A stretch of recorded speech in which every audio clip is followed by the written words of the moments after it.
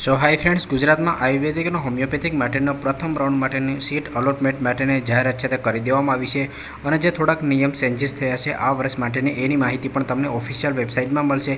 તો ઓફિશિયલ વેબસાઇટમાં આવ્યા પછી અહીંયા તમને પ્રથમ રાઉન્ડમાં આયુર્વેદિક અને હોમિયોપેથિકના વિદ્યાર્થીઓ માટે અલોટમેન્ટ અને રિપોર્ટિંગ માટેની માહિતી છે તે જોવા મળશે. અહીંયા નીચે તમને આવશો તો જે એડવર્ટાઇઝમેન્ટ છે, પ્રથમ રાઉન્ડમાં તમને કોઈપણ સીટ અલોટ થઈ હોય તો એના માટેની જે સમય મર્યાદા છે એ તમને પ્રથમ પીડીએફમાં જોવા મળશે.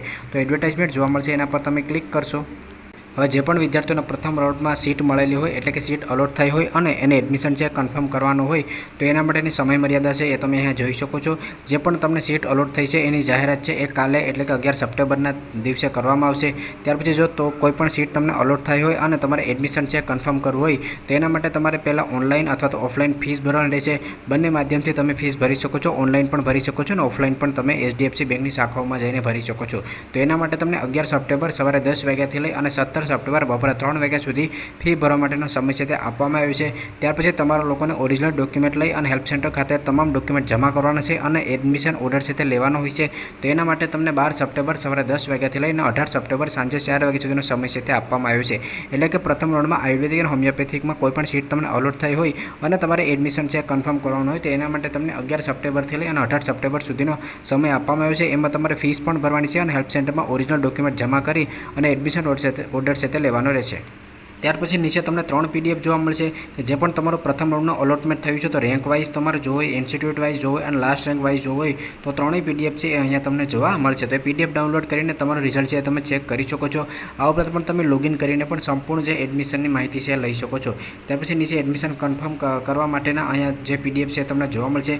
જે પણ લિસ્ટ હેલ્પ સેન્ટર છે એ હેલ્પ સેન્ટર ઉપર તમારે નજીક કોઈ પણ લાગુ પડતો હોય એમાં તમે એડમિશન ઓર્ડર લેવા માટે એટલે કે એડમિશન કન્ફર્મ કરવા માટે જઈ શકો છો. ત્યાર પછી જે પણ HDFC બેંકની શાખાઓ છે કે જેમાં તમારે ફીસ પેમેન્ટ કરવાનું છે, જ્યાં તમે ઓનલાઈન પેમેન્ટ કરવા માંગતા હોય તો કોઈ પણ HDFC બેંકની શાખાઓમાં તમારે જવાની જરૂરત નથી. પરંતુ જો તમે ઓફલાઈન ફીસ પેમેન્ટ કરવા માંગતા હોય તો તમારે HDFC બેંકની જેટલી પણ બ્રાન્ચીસ છે એમાં તમે જવાનું રહેશે. તો બ્રાન્ચીસનું લિસ્ટ અહીંયા જોવા મળશે અને હેલ્પ સેન્ટરનું લિસ્ટ પણ અહીંયા તમને જોવા મળશે. ત્યાર પછી નીચે તમને 11x15નું એક એન્વલપ જોવા મળશે કે જે તમારે સ્ટેશનરીમાંથી એક 11x15નું કવર લેવાનું છે અને ત્યાર પછી ઉપર તમારે છીપકાવી અને તમારે એડમિશન છે કન્ફર્મ કરવા માટે જવાનું રહેશે. અને જે નીચે તમને ઇન્સ્ટ્રક્શન જોવા મળશે ચારેય રાઉન્ડની એ માહિતી અહીંયા તમને જોવા મળશે. તો ઇન્વોલ્વ છે એની તમારે પ્રોસેસ કઈ રીતે કરવાની છે એના પર મેં ઓલરેડી વિડીયો બનાવેલો છે જેની લિંક હું નીચે ડિસ્ક્રિપ્શનમાં નાખી દઉં છું. તો એ પ્રોસેસ તમારે કઈ રીતે કરવાની છે એની માહિતી તમને ત્યાંથી મળી જશે. હવે ઉપર જે ખાસ એક આ વર્ષનો નિયમ એડ થઈ રહ્યો છે એ તમે ખાસ સમજો, કારણ કે ઘણા બધી વિદ્યાર્થીઓ છે મેડિકલ અને ડેન્ટલમાં સીટ બ્લોકિંગ કરતા હોય છે. તો અહીંયા તમે ખાસ નિયમ સમજી લેજો.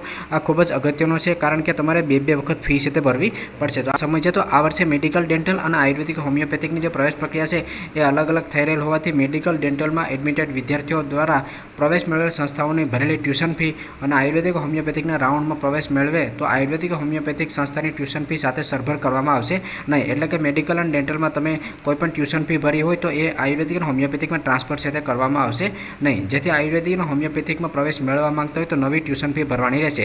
એટલે કે તમે મેડિકલ અને ડેન્ટલના પ્રથમ, સેકન્ડ કે કોઈપણ રાઉન્ડમાં તમે એડમિશન લીધેલું હોય અને ટ્યુશન ફી તમે ભરેલી હોય તો એ ટ્યુશન ફી છે એને આની સાથે કાંઈ પણ લેવા દેવા નથી.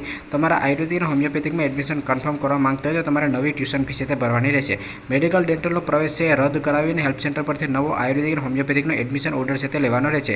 એટલે કે મેડિકલ અને ડેન્ટલમાં કોઈપણ સીટ અલોટ થઈ હતી, તમે ફીસ પણ ભરી છે અને એડમિશન ઓર્ડર પણ લીધેલું છે, પરંતુ હવે તમારે આયુર્વેદિક અને હોમિયોપેથિકમાં એડમિશન કન્ફર્મ કરવાનું છે એટલે કે એના માટેનો એડમિશન ઓર્ડર લેવાનો છે. તો તમારે પહેલાં મેડિકલ અને ડેન્ટલ માટેનું જે એડમિશન કન્ફર્મ કર્યું હતું એ તમારે કેન્સલ કરવાનું રહેશે અને ત્યાર પછી તમારે નવો એડમિશન ઓર્ડર આયુર્વેદિક અને હોમિયોપેથિક માટે લેવાનો રહેશે. મેડિકલ, ડેન્ટલમાં આવા વિદ્યાર્થીઓ દ્વારા ભરેલ ટ્યુશન ફી સંપૂર્ણ પ્રવેશ પ્રક્રિયા બાદ તમને રિફંડ છે તે કરવામાં આવશે. એટલે કે તમે આયુર્વેદિક અને હોમિયોપેથિકમાં કોઈ પણ સીટ છે એ કન્ફર્મ કરેલી હોય તો મેડિકલ, ડેન્ટલમાં જે પણ તમે ફીસ ભરી હતી એ તમને સંપૂર્ણ પ્રવેશ પ્રક્રિયા પૂર્ણ થઈ જશે. ત્યાર પછી તમને રિફંડ છે તે કરવામાં આવશે. તો આ જે એક નિયમ છે ખાસ તમે સમજી લેજો. નીચે જે પણ તમારે રેન્ક વાઇઝ, ઇન્સ્ટિટ્યૂટ વાઇઝ અને લાસ્ટ રેન્ક વાઇઝ PDF છે એનો ખાસ તમે અભ્યાસ કરી લેશો અને આ ઉપરાંત પણ તમે લોગિન કરીને પણ તમને કઈ કોલેજમાં મળેલું છે એ તમે ચેક કરી શકો છો. હું જે નેક્સ્ટ વિડીયો બનાવીશ એમાં કઈ કોલેજમાં કેટલાય અટકેલું છે એની માહિતી આપીશ અને આ ઉપરાંત પણ સેકન્ડ રાઉન્ડ અને થર્ડ રાઉન્ડ તમારી પ્રોસેસ ચાલુ થશે તો એ તમારું ખૂબ જ અગત્યનું હોય છે. તો જે પણ વિદ્યાર્થીઓને કોલેજ લિસ્ટમાં કે બીજો કોઈ પણ પ્રકારનો પ્રશ્ન હોય તો અમારે પેડ કાઉન્સેલિંગમાં જોડાઈ શકે છે.